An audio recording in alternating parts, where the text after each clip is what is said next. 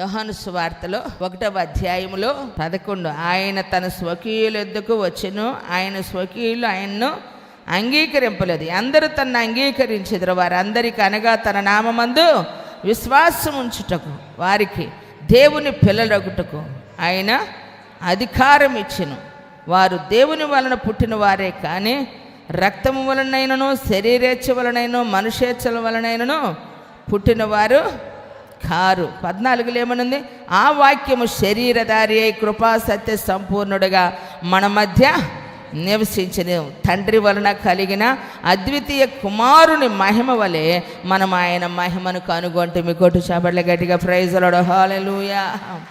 ఆయన మన మధ్యలోనికి ఎలా వచ్చారు? శరీరధారి అయి కృపా సత్య సంపూర్ణుడుగా మన మధ్యలోనికి వచ్చాడు.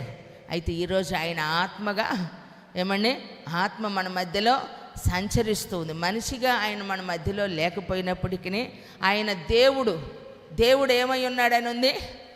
ఆత్మయై ఉన్నాడు.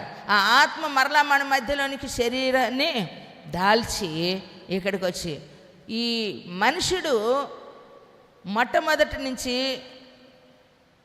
ఆది నుంచి మానవుడు పాపము చేత ఏం చేస్తూ ఉన్నారు? కప్పబడుతూ ఉన్నారు. పరిశుద్ధత అనేటువంటిది లేదు, శుద్ధీకరణ అనేటువంటిది లేదు. ఎందుకంటే మనము చూసినట్లయితే హెబ్రీలకు రాసిన పత్రికలో 9వ అధ్యాయము 1వ వచనాన్ని మనం గమనించినట్లయితే ప్రియులారా, సేవా నియమములను ఈ లోక సంబంధమైన పరిశుద్ధ స్థలమును ఉండెను. ఏమిటి? దేని కొరకు? మనుషుడు పాపం చేస్తే ఆ పాపమును పరిహరించుకోవటానికి 1 యోహాను పత్రిక 1వ అధ్యాయము 7వ వచనం. అయితే ఆయన వెలుగులోనున్న ప్రకారము మనమును వెలుగులో నడిచిన ఎడల మనము అన్యోన్య సహవాసము గలవారమై ఉందుము. అప్పుడు ఆయన కుమారుడైన యేసు రక్తము ప్రతి పాపము నుండి మనలను పవిత్రులుగా ఎప్పుడంటే అండి, అన్యోన్య సహవాసం కలిగిన వారిగా ఉంటే. హలో, నా వైపు చూడండి. ఏ సహవాసం? అన్యోన్య అనేటువంటి పదం ఎంత బాగుందండి, చెప్పండి. అన్యోన్య సహవాసం. ఏ పరుపు లేకుండా బ్రతికేటువంటి వారిని వీళ్ళు అన్యోన్యంగా బ్రతుకుతున్నారండి అంటారు. అరమర లేకుండా. ఇంకొక మాట చెప్పాలంటే ఇంకొంచెం తేడా లేకుండా బ్రతికే వాళ్ళని అన్యోన్యంగా బ్రతుకుతున్నారు. అంటే దేవునితో కూడా మనకే సంబంధాలు ఉండాలంట. ఎప్పుడు జరిగిద్ది అది? మనము చీకటిలో లేకుండా వెలుగులో నడిచిన ఎడల. అంటే పాపము అనేటువంటి దానిలో, లోకములో పాపం ఉంది. ఆ లోకం అనేటువంటి పాపము అనేటువంటి ఏలుబడి చేస్తున్నటువంటి ఏమండి అపవాది తంత్రాలు ఏలుబడి చేస్తూ ఉన్నటువంటి సమాజంలో మనమున్నాం. కాబట్టి చీకటి మన మీద ఏలుబడి చేయకుండా ఉండాలి అనంటే మనం ఏ విధంగా నడవాలంట? అయితే ఆయన వెలుగులోనున్న ప్రకారము మనమును వెలుగులో ఎక్కడ నడవాలంట? ఎంతమందికి ఇది సాధ్యం అని చెప్పగలరు? చేతులేస్తాను.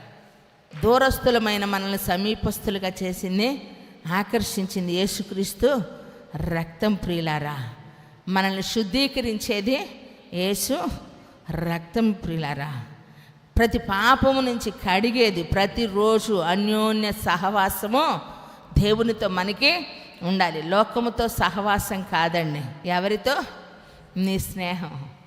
మనము యేసయ్యతో అన్యోన్య సహవాసము కలిగిన వారికి ఆయనతో మన స్నేహ బంధాన్ని పెంచుకుంటే యేసయ్య రక్తం మనల్ని ఏం చేసిద్దంటే ప్రతి పాపము నుంచి విడిపించి పవిత్రురాలుగా చేసిద్ది. నువ్వు ఒక పవిత్రుడుగా, ఒక పునీతగా, ఒక పరిశుద్ధుడుగా నీవు దేవుని సన్నిధిలో బ్రతకాలి అంటే యేసు రక్తం ఎంతో అవసరమై ఉంది. దేవునికి మహిమ కలుగునుగాక.